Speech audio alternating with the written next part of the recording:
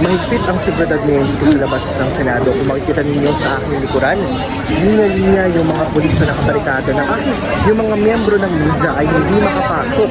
Yan ang nakikita natin ngayon dito sa labas. Maging yung mga nakasuot ng mga mask ng baklava ay pinapaalis ng pulis para makita raw nila kung sino yung mga nasa likod ng mga tao rin na dumadalo rito dahil patuloy dumarami yung mga nagpoprotesta, yung mga nanunood at nag-aantay ng mga mangyari sa Senado dito paikot ng Senate premises. Sa ngayon, nagdaraos ng kilos protesta yung mga nakasuporta kay Senate President Alan Peter Cayetano. May hawak silang mga flag at kanilang panawagan ay nasa Senado raw ang people power. Kanila rin pinupuri ang pagdating ng 18 Marines at ang pagpapatuloy ng hearings of flood control ng Senate Blue Ribbon Committee kahit pinuspone na ito ng Senator Erwin Tulfo, ang bagong hinirang kahapon na bagong chairperson ng Senate Blue Ribbon Committee. Maging sa kabilang panig naman ay meron ding mga pagkiyos kanina, nakapula sila, nanawagan naman sila na bumaba na sa pwesto si Alan Peter